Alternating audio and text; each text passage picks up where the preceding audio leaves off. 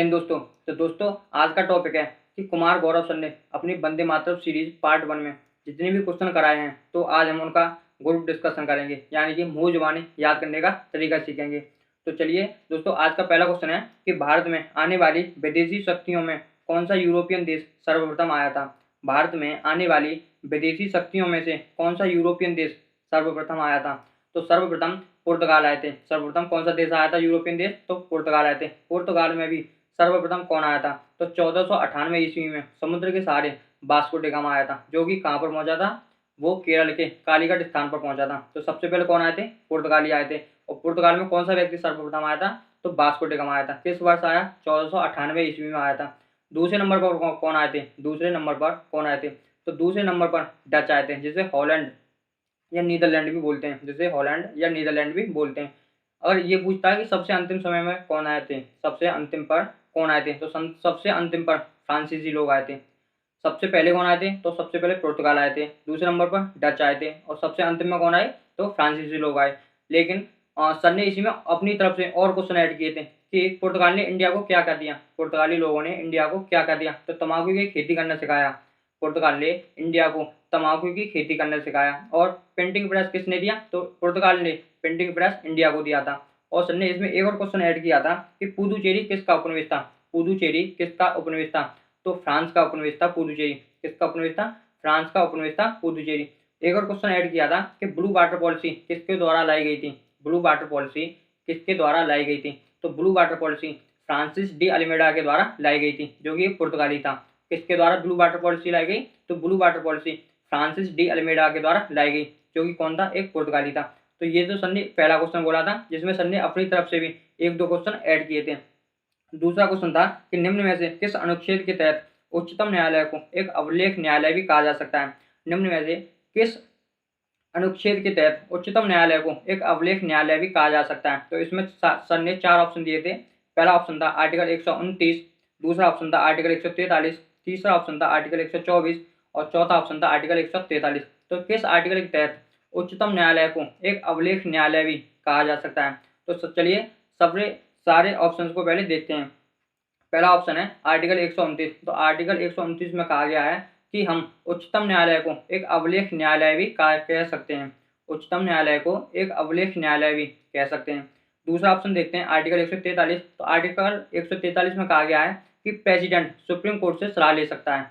इस आर्टिकल में कहा गया है कि प्रेसिडेंट, भारत का प्रेसिडेंट सुप्रीम कोर्ट से सलाह ले सकता है। लेकिन तीसरा ऑप्शन बोलता है कि आर्टिकल 124। आर्टिकल 124 में क्या कहा गया है, तो आर्टिकल 124 में बताया गया है कि भारत का जो सुप्रीम कोर्ट है, भारत का सुप्रीम कोर्ट के मुख्य न्यायाधीशों की नियुक्ति कैसे होगी, उसका वेतन भत्ता कैसा होगा, उसके नियुक्ति कैसे होगी, उसका रिटायरमेंट कैसे होगा, उसका जो नियुक्ति करने की योजना है वो कैसे होगी। तो इसमें मतलब सुप्रीम कोर्ट के मुख्य न्यायाधीशों के बारे में सारी चीजें बताई गई हैं आर्टिकल 124 में। लेकिन जो लास्ट ऑप्शन है आर्टिकल 148, आर्टिकल 148 में क्या कहा गया है, आर्टिकल 148 में बताया गया है हमारे इंडिया के सीएजी के बारे में, comptroller and auditor general. Comptroller and auditor general, इसमें सीएजी के बारे में बताया गया आर्टिकल 148 में। लेकिन बात कर ली जाए कि किस आर्टिकल के तहत सुप्रीम कोर्ट रिट जारी करता है, किस आर्टिकल के तहत सुप्रीम कोर्ट रिट जारी करता है, तो आर्टिकल 32 के तहत, आर्टिकल 32 के तहत मौलिक अधिकारों का उल्लंघन होने पर, मौलिक अधिकारों का उल्लंघन होने पर आर्टिकल 32 के तहत सुप्रीम कोर्ट 5 प्रकार की रिट जारी करता है। कितने प्रकार की रिट जारी करता है, तो 5 प्रकार की रिट जारी करता है सुप्रीम कोर्ट आर्टिकल 32 के तहत मौलिक अधिकारों के उल्लंघन होने पर। लेकिन बात कर ली जाए कि प्रेजेंट में सीएजी कौन है, इंडिया के प्रेजेंट में सीएजी कौन है, तो प्रेजेंट में इंडिया के सीएजी गिरीश चंद्र मुर्मू है। कौन है, गिरीश चंद्र मुर्मू है।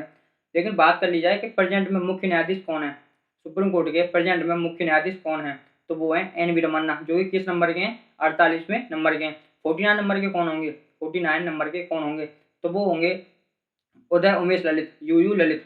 और 49वें नंबर के उदय उमेश ललित होंगे। लेकिन 50वें नंबर की बात कर ली जाए तो 50वें नंबर के कौन होंगे, तो वो होंगे डी.वाई. चंद्रचूड़। कौन होंगे 50 नंबर के, तो डी.वाई. चंद्रचूड़ होंगे। तो प्रेजेंट में कौन है 48 नंबर के, तो वो है एन.वी. रमन्ना। 49वें नंबर के कौन होंगे, तो वो होंगे यूयू ललित, यानी कि उदय उमेश ललित। और 50वें नंबर की बात कर ली जाए तो 50वें नंबर पे होंगे डी.वाई. चंद्रचूड़। तो इसमें से ऑप्शन कौन सा सही होगा, तो इसमें से ऑप्शन ए सही होगा, जिसमें आर्टिकल 129 कहा गया है। तो आर्टिकल 129 में बताया गया है कि सुप्रीम कोर्ट एक अभिलेख न्यायालय भी हो सकता है। तो आर्टिकल 143 में भारत का प्रेसिडेंट सुप्रीम कोर्ट से सलाह ले सकता है, और आर्टिकल 124 में सुप्रीम कोर्ट के मुख्य न्यायाधीशों के मतलब सारे वेतन भत्ता, नियुक्ति कैसे होगी, ये सारे वगैरह वगैरह ये सब बताया गया है। और आर्टिकल 148 में बताया गया है कि भारत का एक सीएजी भी होगा। इंडिया के सीएजी के बारे में बताया गया, जो कि प्रेजेंट में कौन है, तो गिरीश चंद्र मुर्मू भारत के प्रेजेंट में सीएजी हैं। तो इसका ऑप्शन ए सही हो जाएगा। लेकिन बात कर ली जाए कि सुप्रीम कोर्ट के फर्स्ट मुख्य न्यायाधीश कौन थे, सुप्रीम कोर्ट के पहले मुख्य न्यायाधीश कौन थे, तो इसका आंसर होगा कि सुप्रीम कोर्ट के पहले जो मुख्य न्यायाधीश थे वो हीरालाल जेकाणिया थे। तो ये सर ने 2 क्वेश्चन कराए थे।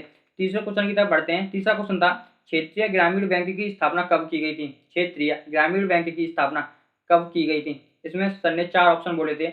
ऑप्शन ए था 1 अप्रैल 1935, दूसरा ऑप्शन था 12 जुलाई 1982, तीसरा ऑप्शन था 2 अक्टूबर 1975 और चौथा ऑप्शन था 2 अप्रैल 1990। चलिए ऑप्शंस को पहले एक एक करके देखते हैं। पहला ऑप्शन है 1 अप्रैल 1935। 1 अप्रैल 1935, तो 1 अप्रैल 1935 को रिजर्व बैंक ऑफ इंडिया की स्थापना हुई थी। 1 अप्रैल 1935 को रिजर्व बैंक ऑफ इंडिया की स्थापना की गई थी। लेकिन 1 जनवरी 1949 को रिजर्व बैंक ऑफ इंडिया का राष्ट्रीयकरण किया गया था। यानी कि 1935 में स्थापना होती है और 1949 में राष्ट्रीयकरण होता है। लेकिन किस आयोग की सिफारिश पर रिजर्व बैंक ऑफ इंडिया की स्थापना होती है? आरबीआई की स्थापना किस आयोग की सिफारिश पर होती है? तो यंग हिल्टन आयोग, जिसे शाही आयोग भी बोला जाता है, तो इस आयोग की सिफारिश पर आरबीआई की स्थापना होती है। लेकिन सुदर्शन समिति का संबंध किससे है? सुदर्शन समिति का संबंध किससे है? तो आरबीआई का संबंध भी सुदर्शन समिति से है। अगर बात कर ली जाए कि आरबीआई के पहले गवर्नर कौन थे, आरबीआई के पहले गवर्नर कौन थे, तो वो थे ओसबॉर्न स्मिथ। लेकिन यहीं पर पूछ लिया जाए कि आरबीआई के पहले भारतीय गवर्नर कौन थे, तो वो थे सीडी देशमुख। कौन थे? सीडी देशमुख। नेक्स्ट क्वेश्चन है, दूसरा ऑप्शन था हमारा 12 जुलाई 1982। 12 जुलाई 1982, तो इस समय नाबार्ड की स्थापना की गई थी। 1982 में नाबार्ड की स्थापना की गई थी। लेकिन बात कर ली जाए कि नाबार्ड का मुख्यालय कहाँ पर है? नाबार्ड का मुख्यालय जो कि मुंबई के अंदर है, और किस सिफारिश पर नाबार्ड की स्थापना की गई थी?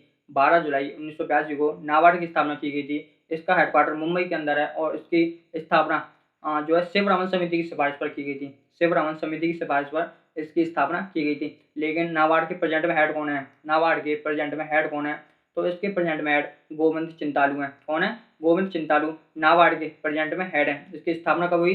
तो 1982 में इसकी स्थापना की गई थी। तीसरा ऑप्शन हमारा 2 अक्टूबर 1975। 2 अक्टूबर 1975, तो 2 अक्टूबर 1975 में रीजनल रूरल बैंक की स्थापना की गई थी। यानी कि क्षेत्रीय ग्रामीण बैंक की स्थापना की गई थी। कब की गई?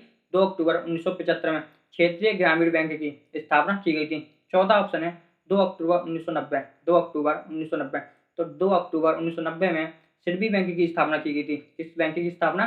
सिडबी बैंक की स्थापना की गई थी 1990 में। इसका प्रेजेंट में हेडक्वार्टर कहाँ पर है? सिडबी बैंक का हेडक्वार्टर कहाँ पर है? तो वो है लखनऊ के अंदर। कहाँ पर है? लखनऊ के अंदर। लेकिन बात कर ली जाए कि सिडबी बैंक के प्रेजेंट में हेड कौन है? सिडबी बैंक के प्रेजेंट में हेड कौन है? तो वो है एस रमन। फुल फॉर्म की बात की जाए तो फुल फॉर्म की बात की जाए शिव सुब्रमण्यम रमन, यानी कि एस रमन सिडबी बैंक के प्रेजेंट में हेड है। यानी कि इसका ऑप्शन सी सही हो जाएगा। 2 अक्टूबर 1975 को रीजनल रूरल बैंक यानी कि क्षेत्रीय ग्रामीण बैंक की स्थापना की गई थी। ऑप्शन ए में 1 अप्रैल 1935 को आरबीआई की स्थापना की गई, 12 जुलाई 1982 को नाबार्ड की स्थापना की गई, और 2 अक्टूबर 1975 को क्षेत्रीय ग्रामीण बैंक की स्थापना की गई, और 2 अप्रैल 1990 को सिडबी बैंक की स्थापना की गई। क्वेश्चन नंबर 4 की तरफ बढ़ते हैं। क्वेश्चन नंबर 4 है, आर्कोलॉजिकल सर्वे ऑफ इंडिया की स्थापना कब और किसके द्वारा की गई थी?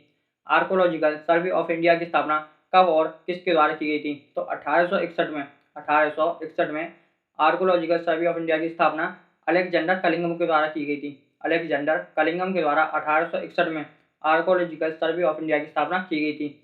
लेकिन इसकी प्रेजेंट में महानिदेशक कौन है? आर्कोलॉजिकल सर्वे ऑफ इंडिया की प्रेजेंट में महानिदेशक कौन है? तो इसका आंसर होगा V Vidyavati. V Vidyavati present में आर्कोलॉजिकल सर्वे ऑफ इंडिया की प्रेजेंट में महानिदेशक है। लेकिन सर ने इसमें एक और क्वेश्चन बोला था कि जूलॉजिकल सर्वे ऑफ इंडिया का हेडक्वार्टर कहाँ पर है? जूलॉजिकल सर्वे ऑफ इंडिया का हेडक्वार्टर कहाँ पर है?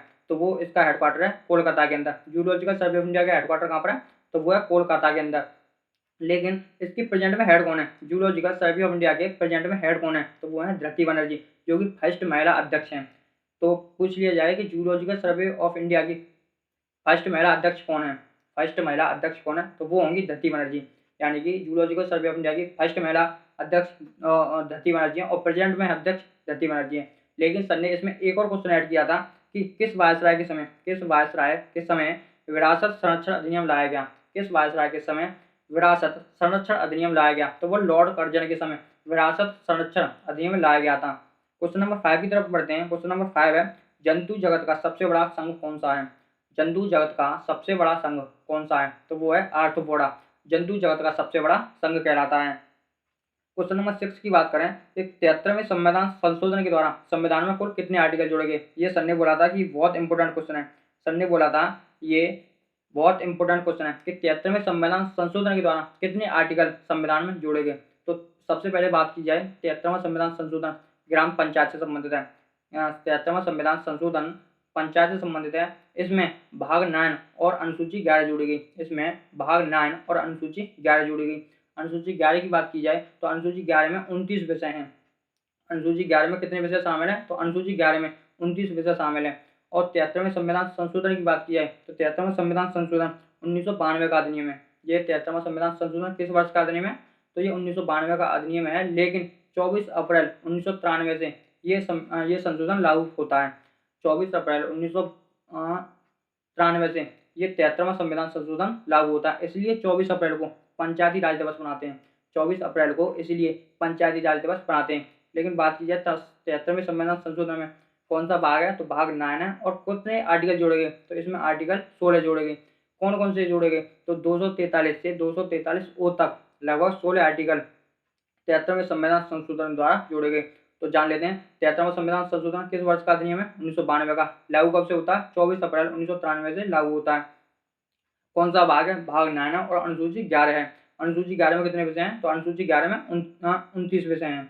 अनुसूची 11 में 29 विषय हैं। और किससे संबंधित है 73वां संविधान संशोधन? तो ये पंचायत से संबंधित है। इसलिए 24 अप्रैल को पंचायती राज दिवस बनाते हैं। तो ये हो गया हमारा क्वेश्चन नंबर 6। चलिए क्वेश्चन नंबर 7 की तरफ बढ़ते हैं।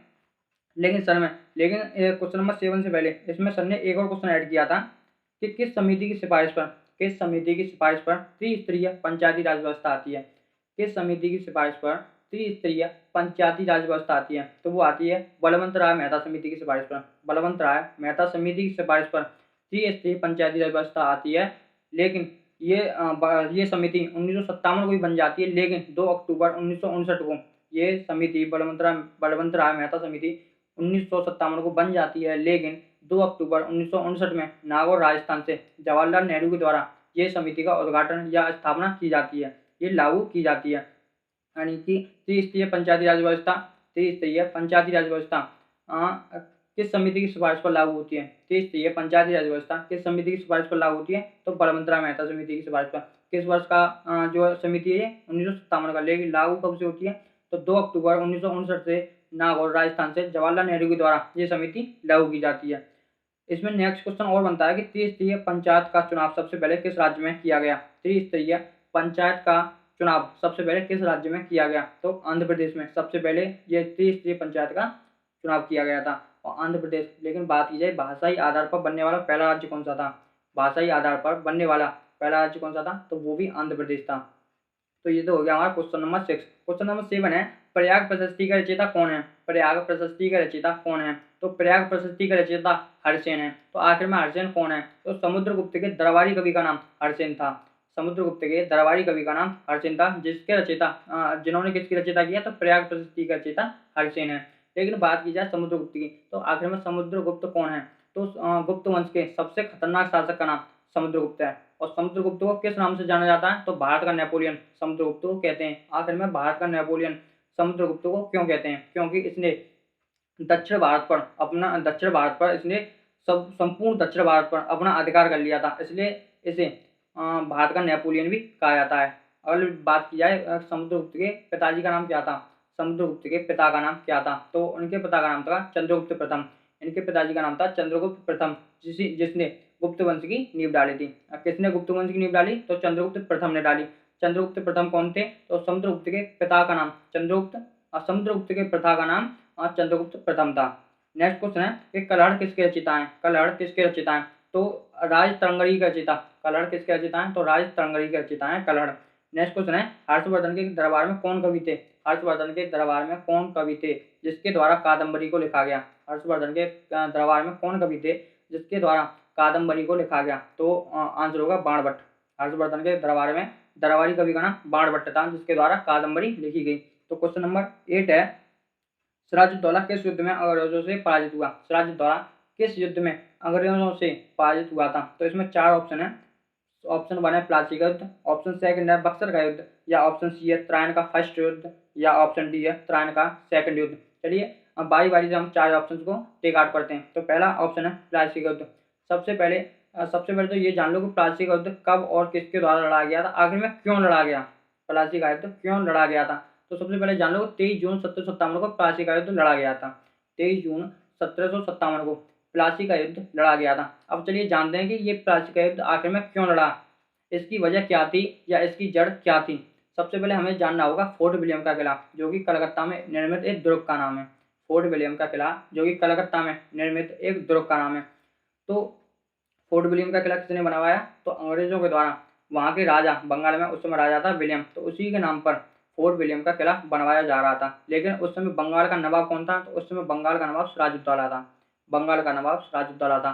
तो बंगाल के नवाब सिराजुद्दौला की परमिशन के बिना वहाँ पर फोर्ट विलियम का किला बनवाया जा रहा था। इससे सिराजुद्दौला नाराज हो गया और सिराजुद्दौला ने अचानक फोर्ट विलियम के किले पर आक्रमण कर दिया और लगभग 146 लोगों को पकड़कर एक कमरे में बंद कर दिया।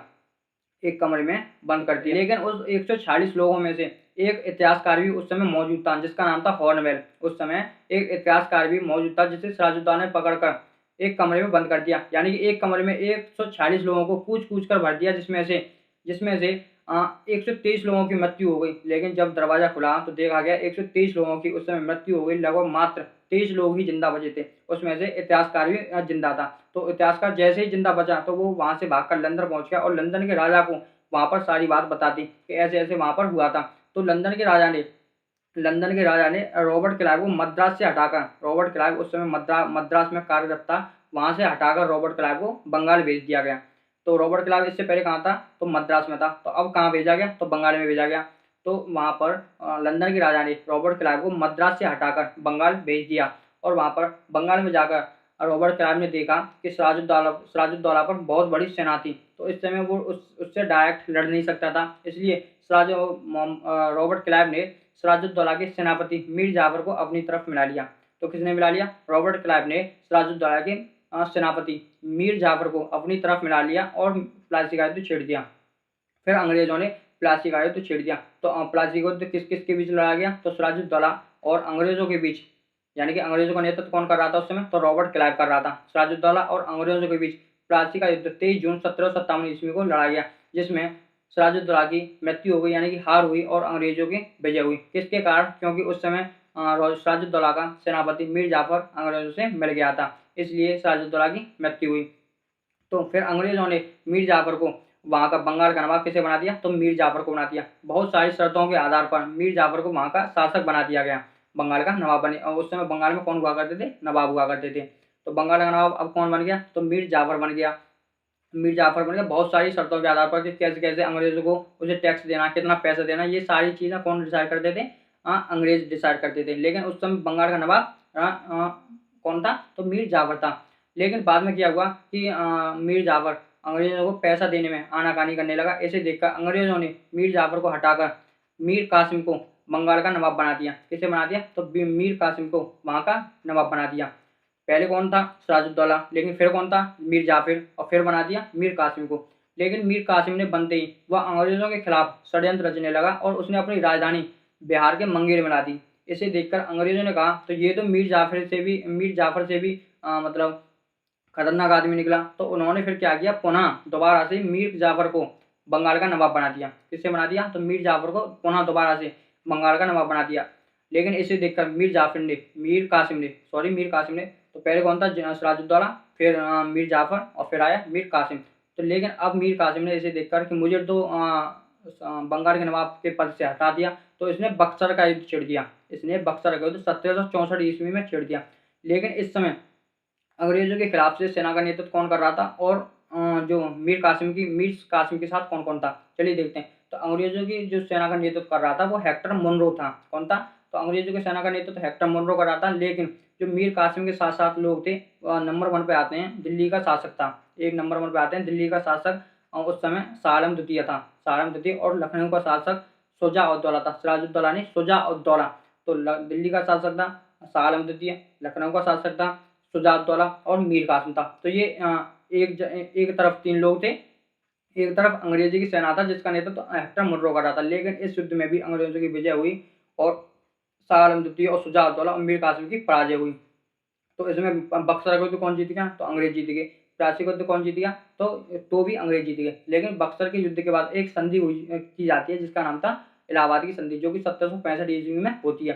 यानी कि 1764 ईस्वी में बक्सर का युद्ध हुआ, 1765 ईस्वी में इलाहाबाद की संधि हुई। लेकिन इसमें से एक क्वेश्चन बनते हैं, 2 क्वेश्चन बनते हैं कि किस युद्ध ने अंग्रेजों को बंगाल का राजा बना दिया? किस युद्ध ने अंग्रेजों को बंगाल का राजा बना दिया? तो वो था प्लासी का युद्ध 23 जून 1757 ईस्वी में। क्योंकि उस समय सिराजुद्दौला हार गया और बंगाल का नवाब किसे बना दिया? अंग्रेज ही बन गए थे, लेकिन उस समय मीर जाफर को वहां पर बना दिया। लेकिन अधिकार किसका था? तो अंग्रेजों का था। तो किस युद्ध ने अंग्रेजों को बंगाल का नवाब बना दिया? तो प्लासी युद्ध ने। लेकिन दूसरा क्वेश्चन बनता है किस युद्ध ने अंग्रेजों को भारत का नवाब बना दिया या राजा बना दिया? तो वो था बक्सर का युद्ध। क्योंकि उस समय जो शासक था दिल्ली के शासक और लखनऊ के शासक, क्योंकि दिल्ली और लखनऊ एक बहुत बड़ा क्षेत्र है इंडिया का, इसलिए भारत का राजा किस युद्ध ने बना दिया अंग्रेजों को? तो बक्सर के युद्ध ने। और बंगाल का नवाब राजा किसे बना दिया? किस युद्ध ने बना दिया? तो प्लासी युद्ध ने बना दिया। तो हमने इसमें से option A option B take out कर लिए। लेकिन ऑप्शन सी की बात की जाए, तराइन का युद्ध, पहला युद्ध, तराइन का पहला युद्ध जो कि 1191 में लड़ा गया था। तराइन का पहला युद्ध 1191 में लड़ा गया था मोहम्मद गौरी और पृथ्वीराज चौहान के बीच, जिसमें पृथ्वीराज चौहान की विजय हुई और मोहम्मद गौरी की हार हुई। लेकिन द्वितीय युद्ध की बात की है, तराइन का द्वितीय युद्ध जो कि 1192 ईस्वी में लड़ा गया था। इस युद्ध में क्या हुआ कि मोहम्मद गौरी ने धोखे से पृथ्वीराज चौहान पर हमला कर दिया और पृथ्वीराज चौहान की इस युद्ध में मृत्यु हो जाती है। तो इसमें से ऑप्शन ए सही है कि सिराजुद्दौला किस युद्ध में अंग्रेजों से पराजित हुआ था? तो ऑप्शन ए प्लासी युद्ध, यानी 23 जून 1757 ईस्वी में अंग्रेजों से सिराजुद्दौला की पराजय हुई थी। चलिए क्वेश्चन नंबर 9 देखते हैं कि मालदीव और मिनिकॉय के बीच कौन सा अक्षांश सीमा बनाता है? मालदीव और मिनिकॉय के बीच कौन सा अक्षांश सीमा बनाता है? तो मालदीव और मिनिकॉय की बात की जाती है तो 8 डिग्री चरण रेखा या अक्षांश सीमा बनाता है मालदीव और मिनिकॉय के बीच। और मिनिकॉय और कवरत्ती के बीच कौन सा अक्षांश बनाता है? तो 9 डिग्री चरण रेखा, 9 डिग्री चरण रेखा। कवरत्ती का है, लक्षद्वीप की राजधानी कवरत्ती है। तो यानी कि मिनिकॉय और कवरत्ती के बीच 9 डिग्री चरण रेखा, और अंडमान और निकोबार के बीच 10 डिग्री चरण रेखा, और यूएसए और कनाडा के बीच 49 डिग्री चरण रेखा। यानी कि 8 डिग्री चरण रेखा मालदीव और मिनिकॉय और कवरत्ती के बीच 9 डिग्री चरण रेखा, अंडमान निकोबार के बीच 10 डिग्री चरण रेखा, और यूएसए और कनाडा के बीच 49 डिग्री चरण रेखा हो जाती है। ये क्वेश्चन नंबर 9 हो गया। क्वेश्चन नंबर 10 देखते हैं। क्वेश्चन नंबर 10 में कहा गया है कि भारत के संविधान में कौन सा भाग लोक कल्याणकारी राज्य की स्थापना की घोषणा करता है? भारत के संविधान में कौन सा भाग लोक कल्याणकारी राज्य की स्थापना की घोषणा करता है? तो इसमें लोक कल्याणकारी राज्य की घोषणा कौन करता है? तो भाग 4 करता है भारत के संविधान में। कौन करता है? भाग 4, जिसमें बताया गया है डीपीएसपी के बारे में, directive principle of state policy, यानी कि राज्य के नीति निर्देशक तत्व। अब बात की जाती है कि राज्य के नीति निर्देशक तत्व यानी कि डीपीएसपी कहाँ से लिए गए हैं? तो ये लिए गए हैं आयरलैंड से। कहाँ से लिए गए हैं? आयरलैंड से। डीपीएसपी में कितने आर्टिकल आते हैं? तो आर्टिकल 36 से आर्टिकल 51 डीपीएसपी में आते हैं। किस भाग में आते हैं? भाग 4 में आते हैं। लेकिन कुछ आर्टिकल के बारे में डिस्कस कर लेते हैं। आर्टिकल 40 की बात की जाए तो ग्राम पंचायत से संबंधित आर्टिकल 40। आर्टिकल 44 की बात की जाए तो वो यूनिफॉर्म सिविल कोड यानी समाज सिविल संहिता, आर्टिकल 44 संबंधित है। और आर्टिकल 50 की बात की जाए तो आर्टिकल 50 संबंधित है, कार्यपालिका और न्यायपालिका को अलग करता है आर्टिकल 50। लेकिन आर्टिकल 47 की बात की जाए तो पोषण से संबंधित है आर्टिकल 47। और आर्टिकल 51 की बात की जाए तो अंतर्राष्ट्रीय शांति के बारे में कौन बताता है? तो आर्टिकल 51 बताता है। अब क्वेश्चन नंबर 11 पे आते हैं। क्वेश्चन नंबर 11 कहता है कि ओजोन को मापने वाली इकाई क्या है? ओजोन को मापने वाली इकाई क्या है? चलिए देखते हैं। इसमें भी 4 ऑप्शन है। सबसे पहला ऑप्शन आता है डेसिबल, दूसरा ऑप्शन आता है पारसेक, तीसरा ऑप्शन आता है डॉप्सन, और चौथा ऑप्शन आता है बैकवर्ड। पहले ऑप्शन की बात की जाए डेसिबल, तो ध्वनि को मापने वाली इकाई कौन सी है? तो डेसिबल है। और बात की जाए तो ध्वनि की सबसे जो तीव्रता होती है, सबसे ज़्यादा तीव्रता किस में पाई जाती है? तो सॉलिड या ठोस में पाई जाती है। और सबसे न्यूनतम गति किस में पाई जाती है? तो वो पाई जाती है वैक्यूम में। कितनी गति होती है? तो 0। वैक्यूम में कितनी गति होती है? 0 होती है। और ध्वनि कैसी तरंग है? कैसी तरंग है? ध्वनि एक अनुदैर्ध्य तरंग है। कैसी तरंग है? ध्वनि एक अनुदैर्ध्य तरंग है। ऑप्शन बी की बात की जाए तो पारसेक। पारसेक क्या है? तो दूरी की सबसे बड़ी इकाई पारसेक है। दूरी की सबसे बड़ी इकाई क्या है? पारसेक है। प्रकाश वर्ष किसकी इकाई है? प्रकाश वर्ष किसकी इकाई है? तो ये भी दूरी की इकाई है। ऑप्शन सी कहता है डॉप्सन। Option C. तो ओजोन को मापने वाली इकाई क्या है? तो डॉप्सन है। ओजोन का परमाणु फॉर्मूला क्या है? तो O3, यानी कि ऑक्सीजन के 3 परमाणु ओजोन के फॉर्मूला को बनाते हैं। इसका रंग कैसा होता है? तो नीला रंग इसका होता है। ओजोन परत कहाँ पर पाई जाती है? किस मंडल में पाई जाती है? तो समताप मंडल में ओजोन परत पाई जाती है। ओजोन परत किस मंडल में पाई जाती है? समताप मंडल में ओजोन परत पाई जाती है। तो ओजोन को मापने वाली इकाई क्या हो गई? तो डॉप्सन हो गई। लेकिन ओजोन परत के जो ओजोन परत में छिद्र हो रहा है, सबसे पहले ये छिद्र किसके द्वारा खोजा गया था या किसने सबसे पहले देखा था? तो वो देखा था फॉरमैन ने। किसने देखा? फॉरमैन ने देखा। इसलिए ओजोन परत के संरक्षण के लिए कौन सा प्रोटोकॉल रखा गया? ओजोन परत के संरक्षण के लिए 16 सितंबर 1987 में कनाडा में एक प्रोटोकॉल रखा गया जिसका नाम था मॉन्ट्रियल प्रोटोकॉल। क्या नाम था उसका? Montreal protocol. क्यों रखा गया? ओजोन परत के संरक्षण के लिए। ओजोन परत के संरक्षण के लिए। लेकिन बात करते हैं कि ओजोन परत को प्रभावित करने वाली कौन सी गैस है? ओजोन परत को प्रभावित करने वाली कौन सी गैस है? तो वो है क्लोरोफ्लोरोकार्बन गैस। क्लोरोफ्लोरोकार्बन गैस ये ओजोन परत को सबसे ज़्यादा प्रभावित करती है। ऑप्शन डी देखते हैं, बैकुलर। तो रेडियो सक्रियता को नापने वाली इकाई कौन सी है? बैकुलर है। रेडियो सक्रियता को मापने वाली इकाई बैकुलर है। तो इसमें से ऑप्शन सी सही हो गया कि ओजोन को मापने वाली इकाई क्या है? तो वो है ओजोन। इसलिए लेकिन 16 सितंबर 1987 को मॉन्ट्रियल प्रोटोकॉल हुआ था, इसलिए 16 सितंबर को ओजोन संरक्षण दिवस मनाते हैं। 16 सितंबर को क्या मनाते हैं? तो मॉन्ट्रियल प्रोटोकॉल 16 सितंबर को बनाया जाता है।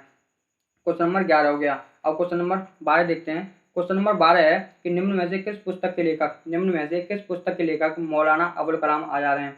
निम्न में से किस पुस्तक के लेखक मौलाना अबुल कलाम आजाद हैं? इसमें सर ने कुछ ऑप्शन दिए थे, चलिए पहले ऑप्शन देख लेते हैं। ऑप्शन ए था इसमें आनंद मठ, ऑप्शन बी था इंडिया डिवाइडेड, ऑप्शन सी था India wings freedom, option D था लाइफ डिवाइन, या ऑप्शन डी ई है the Indian struggle, option F है गुलामगिरी बुक। चलिए एक एक करके ऑप्शंस को देखते हैं। पहला ऑप्शन है आनंद मठ। तो आनंद मठ किसकी पुस्तक का नाम है? तो ये आनंद मठ बंकिम चंद्र चटर्जी की पुस्तक का नाम है। लेकिन बात की जाए वंदे मातरम कहाँ से लिया गया है? तो आनंद मठ की पुस्तक महज एक पेज का नाम है, यानी कि आनंद मठ एक पुस्तक हो गई। तो इसी पुस्तक के एक पेज का नाम है वंदे मातरम, जो कि बंकिम चंद्र चटर्जी के द्वारा लिखी गई। यहीं से वंदे मातरम लिया गया है। ये तो हो गया ऑप्शन ए। आनंद मठ किसके द्वारा लिखा गया? तो बंकिम चंद्र चटर्जी के द्वारा आनंद मठ लिखा गया है। ऑप्शन बी की बात करते हैं, इंडिया डिवाइडेड। तो डॉक्टर राजेंद्र प्रसाद की फेमस बुक है इंडिया डिवाइडेड। किसकी बुक हो गई? डॉक्टर राजेंद्र प्रसाद की बुक हो गई। लेकिन ऑप्शन सी है इंडिया विंग्स फ्रीडम। तो मौलाना अबुल कलाम आजाद की पुस्तक का नाम है इंडिया विंग्स फ्रीडम। लेकिन बात की जाए ऑप्शन डी की, लाइफ डिवाइन किसकी पुस्तक का नाम है? तो अरविंद घोष की पुस्तक का नाम लाइफ डिवाइन है। ऑप्शन ई है द इंडियन स्ट्रगल किसकी पुस्तक का नाम है? तो the Indian struggle Subhash Chandra Bose ji की पुस्तक का नाम है। लेकिन बात की जाए फॉरवर्ड ब्लॉक की स्थापना किसने की थी?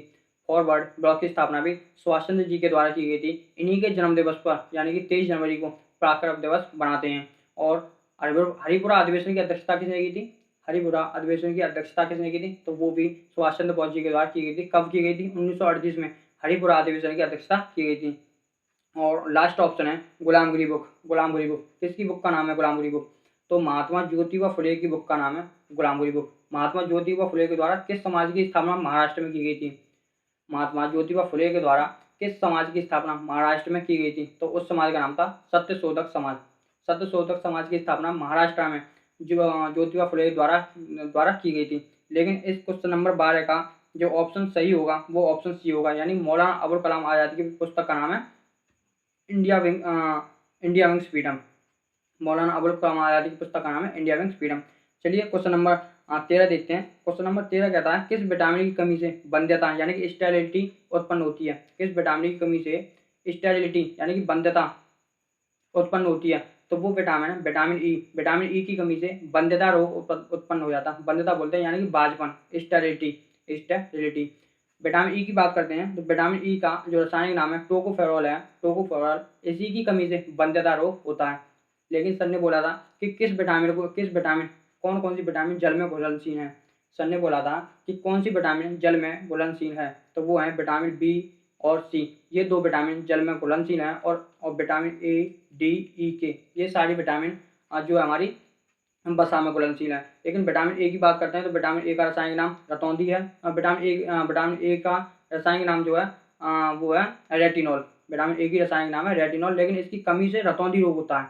इसकी कमी से रतौंधी रोग होता है। और सबसे ज़्यादा विटामिन ए किस में पाया जाता है, तो गोल्डन राइस में पाया जाता है, गोल्डन राइस में पाया जाता है। लेकिन विटामिन सी की बात की जाए तो विटामिन सी का नाम है, विटामिन सी का नाम क्या है, विटामिन सी का नाम है तुम्हारे एस्कॉर्बिक अम्ल, या विटामिन सी का नाम है एस्कॉर्बिक अम्ल, और इसकी कमी से नाभिक रोग या स्कर्वी रोग होता है। चलिए क्वेश्चन नंबर 13 हो गया। अब क्वेश्चन नंबर 14 देखते हैं। क्वेश्चन नंबर 14 कहता है, क्वेश्चन नंबर 14 है, कृषि लागत और मूल्य आयोग की स्थापना कब हुई थी? कृषि लागत और मूल्य आयोग की स्थापना कब हुई थी? तो इसकी स्थापना, कृषि लागत और मूल्य आयोग की स्थापना 1965 में की गई थी।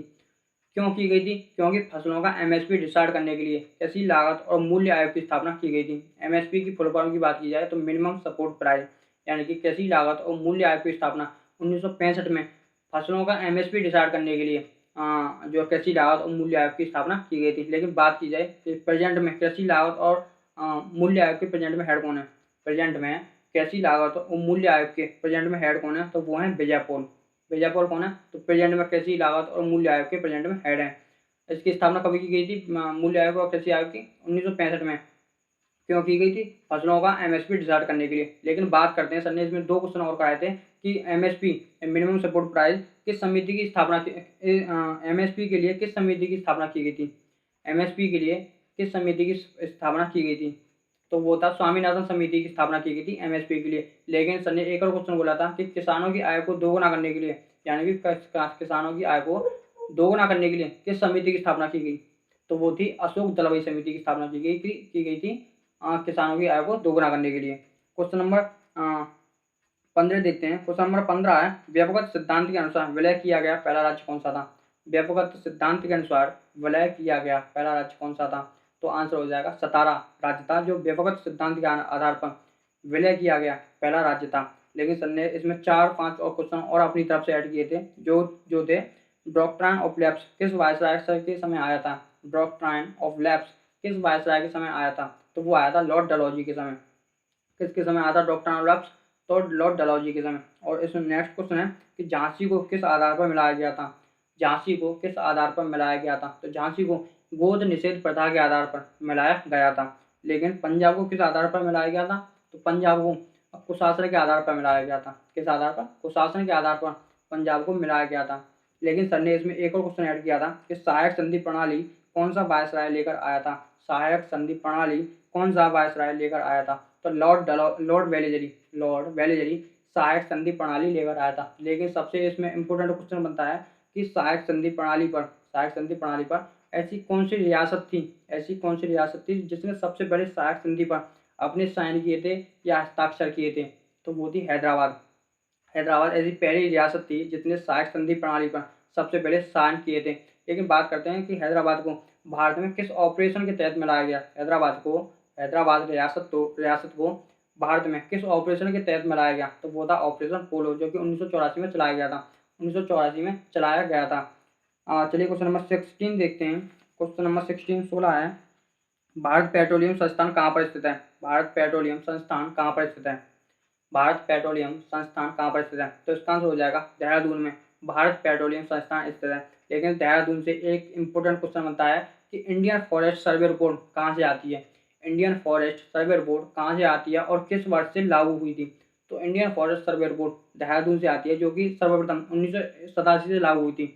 1987 से आना स्टार्ट हुई, जो कि प्रत्येक 2 वर्ष में एक बार आती है। प्रत्येक 2 वर्ष में 2 बार आती है इंडियन फॉरेस्ट सर्वे रिपोर्ट, जो कि देहरादून से आती है। ये हो गया हमारा क्वेश्चन नंबर 16, 1987। और 16 सितंबर 1987 को क्या हुआ था? तो कनाडा में ओजोन परत की संरक्षण के लिए मॉन्ट्रियल प्रोटोकॉल हुआ था। इसलिए 16 सितंबर को ओजोन संरक्षण दिवस मनाते हैं। क्वेश्चन नंबर 17 देखते हैं। क्वेश्चन नंबर 17 है, ज्ञानपीठ पुरस्कार पाने वाली पहली महिला कौन थी? ज्ञानपीठ पुरस्कार पाने वाली पहली महिला कौन थी? ज्ञानपीठ पुरस्कार पाने वाली पहली महिला कौन थी? महिला पूछ रहा है, ना कि व्यक्ति। महिला कौन थी? ज्ञानपीठ पुरस्कार पाने वाली पहली महिला कौन थी? तो वो थी आशा पूर्णा देवी। कौन थी? आशा पूर्णा देवी। लेकिन बात की जाए 56वां ज्ञानपीठ पुरस्कार किसे दिया गया? 56वां ज्ञानपीठ पुरस्कार किसे दिया गया? तो वो दिया गया था तुम्हारे नीलमणि फूकन को। 56वां ज्ञानपीठ पुरस्कार नीलमणि फूकन को दिया गया। और 57वां ज्ञानपीठ पुरस्कार दामोदर मोजा को दिया गया। 56वां नीलमणि फूकन, 57वां दामोदर मोजा। लेकिन बात की जाए पहला ज्ञानपीठ पुरस्कार किस व्यक्ति को दिया गया था, पहला ज्ञानपीठ पुरस्कार किस व्यक्ति को दिया गया था, वो दिया गया था जीएस कुरूप को। लेकिन महिला की बात की जाए तो महिला को दिया गया था आशापूर्णा देवी को। ये हो गया क्वेश्चन नंबर 17। क्वेश्चन नंबर 18 देखते हैं। क्वेश्चन नंबर 18 कहता है बौद्ध धर्म किस संगति में दो संप्रदायों में विभक्त हो गया। बौद्ध धर्म किस संगति में दो संप्रदायों में विभक्त हो गया। तो बौद्ध धर्म चौथी बौद्ध संगति में दो संप्रदायों में विभक्त हो गया था। एक था हीनयान और दूसरी थी महायान। हीनयान महायान, महायान हीनयान, हीनयान महायान, यानी कि चौथी बौद्ध संगति में जो है बौद्ध धर्म दो संप्रदायों में विभक्त हो गया, हीनयान और महायान। लेकिन चौथी बौद्ध संगति की बात की जाए कि ये कहाँ पर हुई थी, तो ये कुंडलवन कश्मीर में हुई थी। उस समय राजा कौन थे, तो उस समय राजा कनिष्क थे, या जिसे बोलते हैं द्वितीय अशोक। उस समय राजा कनिष्क थे या उस समय बोलते हैं द्वितीय अशोक। लेकिन बात की जाए उस समय अध्यक्ष कौन थे, उस समय अध्यक्ष कौन थे, तो किस समय हुई थी ये चौथी बौद्ध संगति, किस समय हुई थी, तो पहली सदी में हुई थी चौथी बौद्ध संगति। उस समय राजा कनिष्क थे जिसे द्वितीय अशोक भी बोलते हैं। उस समय अध्यक्ष कौन थे, उस समय अध्यक्ष कौन थे, तो उस समय अध्यक्ष थे वसुमित्र। उस समय अध्यक्ष कौन थे, तो वसुमित्र थे। लेकिन बात की जाए उपाध्यक्ष कौन थे, उस समय उपाध्यक्ष कौन थे, तो उस समय उपाध्यक्ष थे अश्वघोष। अश्वघोष की पुस्तक का नाम क्या है, अश्वघोष की पुस्तक का नाम है बुद्ध चरित्र। तो बात करें चौथी बौद्ध संगति कुंडलवन कश्मीर में हुई, पहली सदी में हुई, और उस समय राजा थे राजा कनिष्क जिसे हम द्वितीय अशोक भी बोलते हैं। अध्यक्ष की बात की जाए तो अध्यक्ष थे वसुमित्र, और उपाध्यक्ष की बात की जाए उपाध्यक्ष थे अश्वघोष, जिनकी पुस्तक का नाम है बुद्ध चरित्र। अब बात करते हैं पहली बौद्ध संगति कब की गई थी, तो पहली बौद्ध संगति 483 ईसा पूर्व पहले की गई थी। 483 ईसा पूर्व पहले राजगृह में की गई थी। 483 ईसा पूर्व पहले कौन सी पहली बौद्ध संगति राजगृह में की गई थी। उस समय राजा थे राजा अजातशत्रु, राजा अजातशत्रु। और अध्यक्ष की बात की जाए उस समय अध्यक्ष थे महाकश्यप। लेकिन सेकंड बौद्ध संगति की बात की जाए, दूसरी बौद्ध संगति जो है वैशाली में हुई थी। कब हुई थी, 383 ईसा पूर्व पहले। उस समय राजा थे राजा कालाशोक। और अध्यक्ष की बात की जाए अध्यक्ष थे सावकमी। कौन थे अध्यक्ष, सावकमी। तृतीय बौद्ध संगति की बात की जाए, तृतीय बौद्ध संगति 255 ईसा पूर्व पहले हुई थी। उस समय राजा थे राजा अशोक, राजा थे अशोक। और कहाँ पर हुई थी, तो ये हुई थी पाटलिपुत्र में। उस समय अध्यक्ष कौन थे, उस समय अध्यक्ष थे मोगली पुत्र। उस समय अध्यक्ष कौन थे, तो मोगली पुत्र। ये हुई चार बौद्ध संगति। पहली बौद्ध संगति कहाँ पर हुई, वैशाली में। दूसरी बौद्ध संगति कहाँ पर हुई, नहीं पहली बौद्ध संगति हुई थी राजगृह में। दूसरी बौद्ध संगति हुई वैशाली में। तृतीय बौद्ध संगति हुई थी पाटलिपुत्र में। और चौथी बौद्ध संगति हुई थी कुंडलवन कश्मीर के अंदर। और कौन बौद्ध धर्म किस संगति में दो संप्रदाय में भक्त हो गया, चौथी बौद्ध संगति में हीनयान और महायान दो संप्रदाय में भक्त हो गया था। ये तो हो गया 18वां क्वेश्चन हमारा। 19 क्वेश्चन देखते हैं कि कौन सा रक्त समूह सर्वदाता रक्त समूह है। कौन सा रक्त समूह सर्वदाता रक्त समूह है। तो सबसे पहले रक्त के बारे में जान लेते हैं। रक्त कैसा ऊतक है, तो रक्त एक तरल संयोजी ऊतक है। रक्त कैसा ऊतक है, रक्त एक तरल संयोजी ऊतक है। और दूसरा क्वेश्चन बनता है कि रक्त का पीएच मान कितना होता है। रक्त का पीएच मान 7.4 होता है। पीएच पैमाने की खोज किसने की थी, पीएच पैमाने की खोज किसने की थी, तो पीएच पैमाने की खोज सोरेनसन ने की थी। लेकिन आरएच फैक्टर की खोज किसने की थी, तो आरएच फैक्टर की खोज वीनर के द्वारा की गई थी। यानी कि जो है रक्त कैसा होता है, तरल संयोजी ऊतक। रक्त का पीएच मान 7.4 होता है। पीएच पैमाने की खोज सोरेनसन ने की थी और आरएच फैक्टर की खोज वीनर के द्वारा की गई थी। अब चलिए जानते हैं ब्लड ग्रुप के बारे में। तो सर्वदाता पूछ रहा है, सर्वदाता रक्त समूह कौन सा है। सर्वदाता ओ नेगेटिव है। लेकिन सर्वग्राही रक्त समूह की बात की जाए, सर्वग्राही ए बी पॉजिटिव है। सर्वदाता ओ नेगेटिव और सर्वग्राही A B positive. Blood group system किसने दिया था, ब्लड ग्रुप सिस्टम यानी कि ए बी ओ, ये ब्लड ग्रुप सिस्टम है। ये किसके द्वारा दिए गए थे, किसके द्वारा दिए गए थे, तो कॉरलैंड स्टीनर के द्वारा। कॉरलैंड स्टीनर के द्वारा ब्लड ग्रुप सिस्टम दिए गए थे। कॉरलैंड स्टीनर के जन्मदिवस पर यानी कि 14 जून को क्या बनाते हैं, तो ब्लड डोनर डे बनाया जाता है। लेकिन सर ने इसमें एक और क्वेश्चन ऐड किया था कि रक्त परिसंचरण तंत्र जिसे ब्लड सर्कुलेशन सिस्टम बोलते हैं किसके द्वारा खोजा गया था। ब्लड सर्कुलेशन सिस्टम किसके द्वारा खोजा गया था, तो वो खोजा गया था विलियम हार्वे के द्वारा। किसके द्वारा, विलियम हार्वे के द्वारा ब्लड सर्कुलेशन सिस्टम यानी कि रक्त परिसंचरण तंत्र खोजा गया था। ये तो हो गया हमारा 19 क्वेश्चन। चलिए 20 क्वेश्चन देखते हैं। 20 क्वेश्चन हमारा काला सागर और उजैव सागर की कौन सी जल संधि जोड़ती है। काला सागर और उजैव सागर को आपस में कौन सी जल संधि जोड़ती हैं, तो इसमें 4 ऑप्शन दिए थे सर ने। ऑप्शन ए था कार्जी जल संधि, ऑप्शन बी था सुएज नहर, ऑप्शन 3 था जिब्राल्टर जल संधि, ऑप्शन 4 था पाक जल संधि। चलिए जानते हैं। सबसे पहले पाक जल संधि के बारे में जानते हैं। तो इंडिया और श्रीलंका को आपस में कौन सी जल संधि जोड़ती है, तो पाक जल संधि जोड़ती है। पाक जल संधि जोड़ती है इंडिया और श्रीलंका को। जिब्राल्टर जल संधि की बात करते हैं तो जिब्राल्टर जल संधि को यानी कि भूमध्य सागर की कुंजी से कहा जाता है। भूमध्य सागर की कुंजी जिब्राल्टर जल संधि को कहा जाता है। और बात करते हैं कि जब तो हम अटलांटिक महासागर से भूमध्य सागर में प्रवेश करते हैं, अटलांटिक महासागर से भूमध्य सागर में एंट्री लेते हैं तो कौन सी जल संधि आती है? तो जिब्राल्टर की जल संधि आती है। ऑप्शन बी की बात करेंगे स्वेज नहर, तो स्वेज नहर स्वेज नहर की बात करते हैं तो भूमध्य सागर को लाल सागर से कौन जोड़ती है? तो स्वेज नहर जोड़ती है। स्वेज नहर किस देश के अधीन है? स्वेज नहर किस देश के अधीन है? तो मिस्र के अधीन है, जिसे इजिप्ट भी बोला जाता है। बात करें कर्ज की जल संधि, तो काला सागर और उजैब सागर को आपस में कौन सी जल संधि जोड़ती है? तो वो जोड़ती है कर्ज की जल संधि। चलिए 20 क्वेश्चन हो गया। 21 क्वेश्चन देखते हैं कि निम्न में से कौन सा रोग जीवाणु जनित नहीं है? इसमें सर ने 4 ऑप्शन दिए थे, कौन सा जीवाणु जनित रोग नहीं है? इसमें से 4 ऑप्शन दिए थे, प्लेग, ऑप्शन बी है कुष्ठ रोग, ऑप्शन सी है सार्स SARS, ऑप्शन डी है टीबी। तो इसमें से ऑप्शन सी सही हो जाएगा, सार्स जीवाणु जनित रोग नहीं है। प्लेग, कुष्ठ रोग या टीबी ये जीवाणु जनित रोग हैं। सार्स की बात की जाए तो ये एक वायरस जनित रोग है। वायरस सार्स की फुल फॉर्म होती है सीवियर एक्यूट रेस्पिरेटरी सिंड्रोम। इसी का नेक्स्ट रूप कहलाता है सार्स कोव 2, जिसका ओरिजिनल नेम कोविड-19 यानी कि कोरोना वायरस था। जीवाणु से होने वाले रोग सर ने कौन सी ट्रिक बोली थी कि पंडित का टिक न्यू है, पंडित का टिक न्यू है। पा से बना प्लेग जिसे काली मौत बोलते हैं, डी से बना तपेदिक, डी से बना डिप्थीरिया और ता से बना तपेदिक जिसे टीबी बोला जाता है, का से बना काली खांसी, टी से बना टिटेनस और टी से बना टाइफाइड और काकबूतर से बना कुष्ठ रोग जिसे हैंसल रोग भी बोला जाता है, न्यू से बना न्यूमोनिया, है से बना हैजा यानी पंडित का टिक न्यू है। ये जीवाणु से जनित रोग हैं, तो इसमें ऑप्शन सी सही हो जाएगा। 22 क्वेश्चन की बात की जाए कि 1940 में कौन पहले व्यक्तिगत सत्याग्रही बने थे? 1940 में कौन पहले सत्याग्रही बने थे? तो 1940 में पहले सत्याग्रही विनोबा भावे थे। कौन थे? विनोबा भावे थे। इन्हीं के द्वारा भूदान आंदोलन चलाया गया था, इन्हीं के द्वारा भूदान आंदोलन चलाया गया था। और दूसरे सत्याग्रही कौन थे? दूसरे सत्याग्रही कौन थे? तो वो थे जवाहरलाल नेहरू जी। कौन थे? जवाहरलाल नेहरू जी। 23 क्वेश्चन की बात की जाए, 23 क्वेश्चन है साइमन कमीशन किस वर्ष भारत आया था? साइमन कमीशन किस वर्ष भारत आया था? इसमें भी सर ने 4 ऑप्शन दिए थे। ऑप्शन ए था 1927 यानी 1927, ऑप्शन बी था 1928, ऑप्शन सी था 1929, ऑप्शन डी था 1931। चलिए 4 ऑप्शन को देखते हैं। 1927 की बात की जाए, साइमन कमीशन का निर्माण कब हुआ? तो 1927 में साइमन कमीशन का निर्माण हुआ था। लेकिन भारत में साइमन कमीशन कब आया? तो 1928 में साइमन कमीशन भारत आया था। और 1929 की बात की जाए तो 1929 में इस समय लाहौर अधिवेशन हुआ था, इस समय लाहौर अधिवेशन हुआ था जिसकी अध्यक्षता जवाहरलाल नेहरू जी के द्वारा की गई थी। इसकी अध्यक्षता जवाहरलाल नेहरू जी के द्वारा की गई थी। और 1931 की बात की जाए तो 5 मार्च 1931 को द गांधी एग्रीमेंट समझौता हुआ और 23 मार्च 1931 को तुम्हारे हमारे भगत सिंह, राजगुरु और सुखदेव को फांसी दी गई थी। और 1931 को ही कराची अधिवेशन होता है जिसकी अध्यक्षता सरदार वल्लभ भाई पटेल जी के द्वारा की गई। इसी अधिवेशन में गांधी जी को काले झंडे दिखाई गए थे।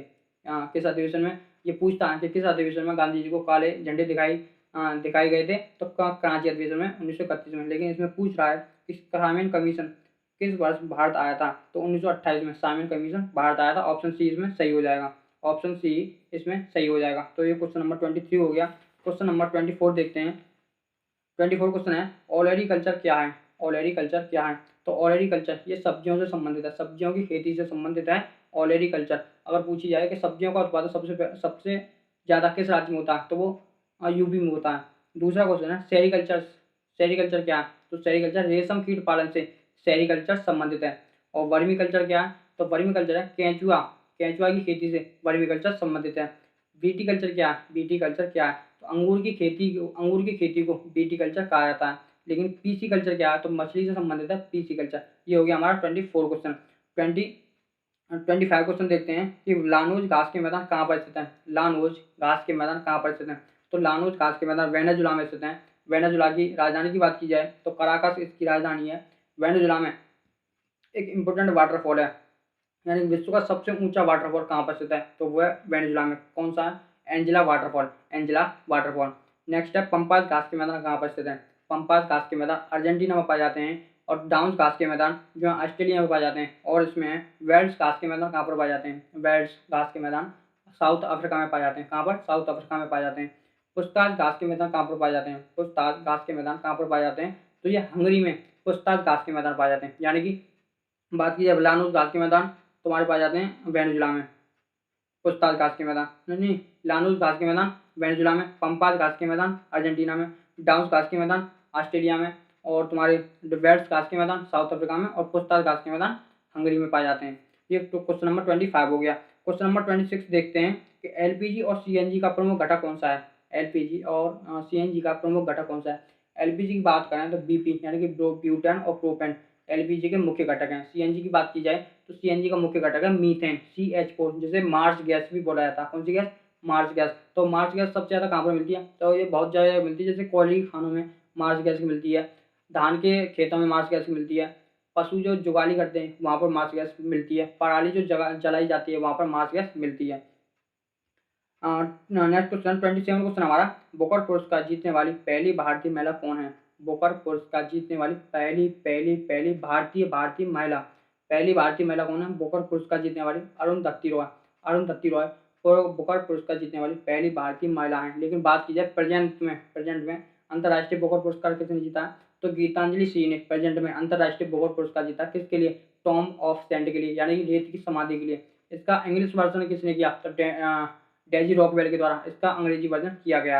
ये 27 क्वेश्चन हो गया।